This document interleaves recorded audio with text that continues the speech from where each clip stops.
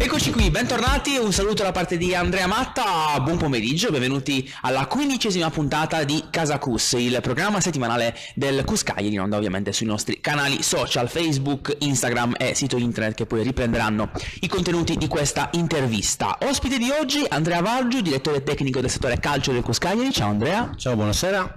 Sei inteso per questa intervista? Moltissimo, anche perché la stavamo preparando ormai già da tanto tempo, quindi sotto minaccia sono dovuto venire. Sì, diciamo anche che la puntata dedicata al calcio doveva essere qualche puntata fa, e infatti Andrea ci ha paccato all'ultimo quarto d'ora, ma partiamo ovviamente con quello che è il racconto della settimana sportiva a San Luchessa, agrodolce anche questa settimana purtroppo, con le vittorie del volley. Cus Cagliari Sandalion 0-3, vince il derby contro l'Olimpia Sant'Antioco, e poi vittoria anche per la Serie D e la prima divisione, squadre di volley targate Cus Cagliari. Perdono il basket 54-66 in casa al Palacus contro Bologna, e il calcio 5 che si ferma per la prima volta dopo 10 partite contro la Dean Sport 5-3. Parleremo anche di calcio 5 brevemente con Andrea. Dicevamo, con lui che è direttore tecnico del calcio possiamo parlare di tutto il settore, dalla scuola calcio alla prima squadra. Partiamo proprio dai ragazzi di Claudio Meloni. 19 punti, 4 vittorie, 7 pareggi, qualche partita sfortunata, compresa quella di domenica in casa contro l'Atletico Lozzorai 1-1 al 92esimo, per chi non l'avesse letto. Sì, abbiamo ancora un po' il rammarico.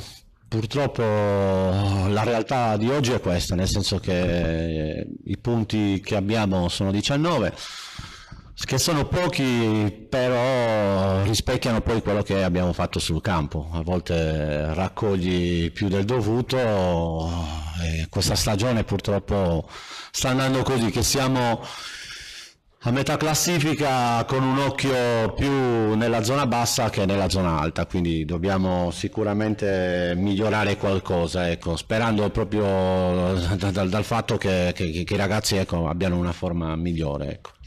Sempre sulla prima squadra, cosa sarebbe stata la prima parte della stagione senza infortuni?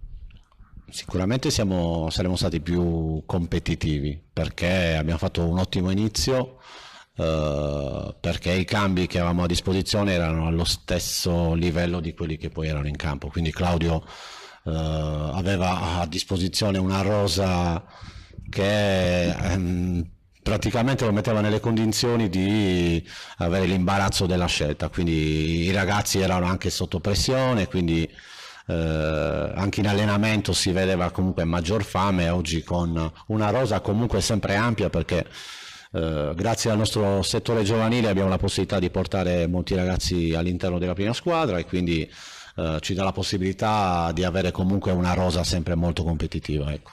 Tra l'altro buona parte della squadra è formata da studenti universitari, questo è frutto di un lavoro di squadra anche in questo caso? Sì, quest'anno come non mai, degli ultimi anni, probabilmente forse c'è 1/2 persone che non sono ragazzi universitari, quindi con la collaborazione di tutte le persone che ruotano attorno al CUS siamo riusciti comunque a coinvolgere dei ragazzi che prima non si affacciavano alla prima squadra. Ora vedo che c'è molta sensibilizzazione, c'è molta anche voglia di venire a giocare per i nostri colori, ecco. Quindi probabilmente, tolta una squadra, siamo tra le prime 3 a livello di gioventù, ecco, quindi con la maggior parte dei ragazzi che comunque sono nostri studenti.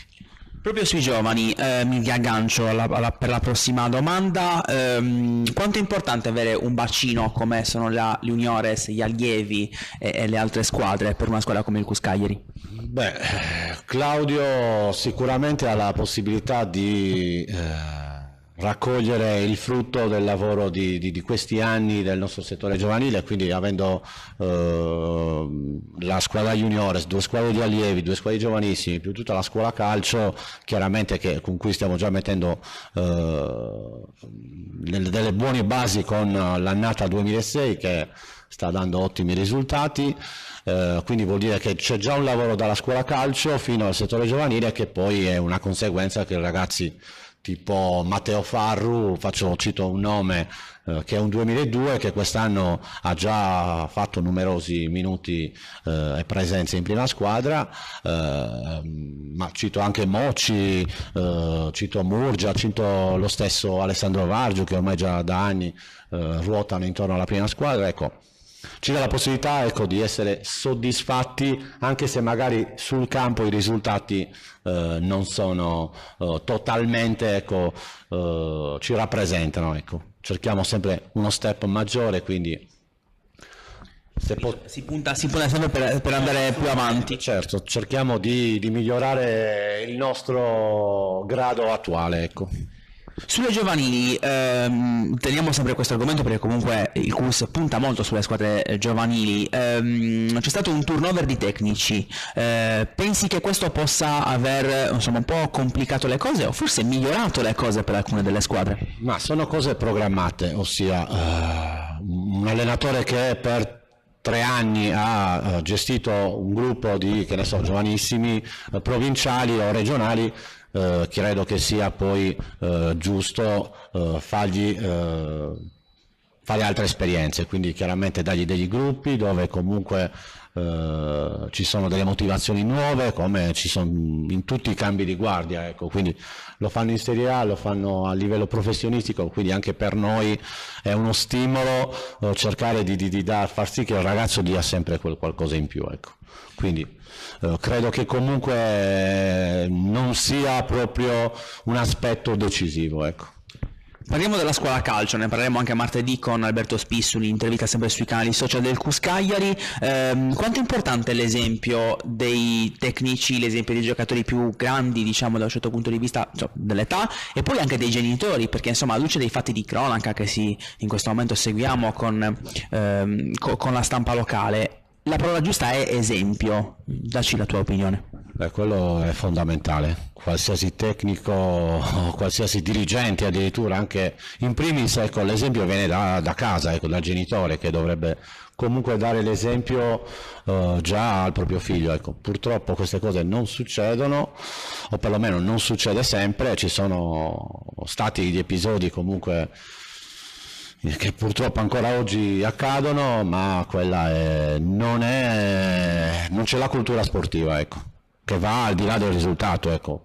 I terzi tempi esistono da un po' di tempo e fanno sì che c'è battaglia all'interno di una gara, ma poi chiaramente dopo si dimentica tutto, ecco. Questo diciamo che quando si vanno nei territori di Ogliastra, Nuoro, allora sì, ecco, diciamo che lì c'è la cultura, tra virgolette, ecco.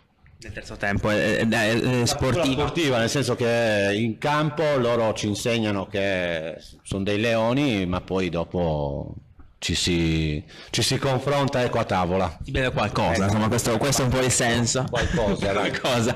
Ricordiamo che la scuola calcio e il settore giovanile del CUS Cagliari si allenano anche nei campi da calcio a 5 e calcio a 7 qui di Saduchessa, campi che sono a disposizione anche di universitari e esterni per essere affittati, insomma, per giocare anche nei terreni in cui giocano i nostri ragazzi. Come vedi il futuro del settore calcio? Quali sono i prossimi obiettivi? Quali sono gli aspetti da migliorare? C'è magari qualche critica che ti fai come dirigente del settore? Ma guarda, credo che con la creazione dei nuovi campi c'è stata data la possibilità di aumentare anche le ore lavorative. Quindi grazie a questo possiamo comunque mettere in un campo sintetico a 7 o a 5 di ultima generazione i nostri ragazzi, che comunque hanno la possibilità di allenarsi sempre, sia col vento, col freddo, con la pioggia, cosa che magari un campo in erba purtroppo il nostro limite non ci permette, ecco. Quindi la società sta lavorando sicuramente per metterci nelle condizioni di dare un servizio sempre maggiore e confortevole per i nostri tesserati, e non posso che prendere atto e vedere con mano che comunque c'è stata una crescita incredibile negli ultimi anni. Facciamo però la domanda cattiva: che critica ti fai tu come dirigente del settore? Che critica che c'era Ibrahimovic svincolato e il presidente non ha voluto investire su su di lui, ecco, solo quello. Pensavamo la coppia Ibrahimovic-Muscau, ma purtroppo Muscau si è fatto male, Si è e fatto quindi... male, quindi niente, assolutamente. Grazie Andrea, ti salutiamo poi al termine del nostro appuntamento. Vi ricordiamo quelli che sono gli appuntamenti sportivi del fine settimana a Sa Duchessa, tutti in casa, le 4 prime squadre del CUS Cagliari, ok, ricordiamo fermo ancora per la pausa invernale, quindi calcio, diamo proprio l'indicazione giorno, orario e sport. Venerdì alle ore 21:30 al Palacus torna in campo il futsal contro il Parco Cross Città di Serrenti. Sabato alle ore 15, doppio appuntamento alle ore 15 CUS Cagliari Sandalion contro Volley Club Ort, e alle 18 CUS Cagliari contro Faenza per la A2 femminile di basket, e poi domenica alle ore 15 appunto CUS Cagliari contro Uragano Pirri. Vi aspettiamo, una partita importantissima contro tra l'altro molti nostri ex, quindi ci sarà da divertirsi.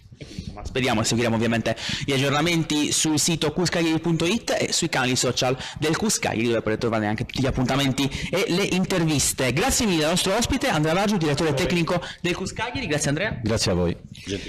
Un saluto da parte di Andrea Matta. Casa CUS torna tra 7 giorni.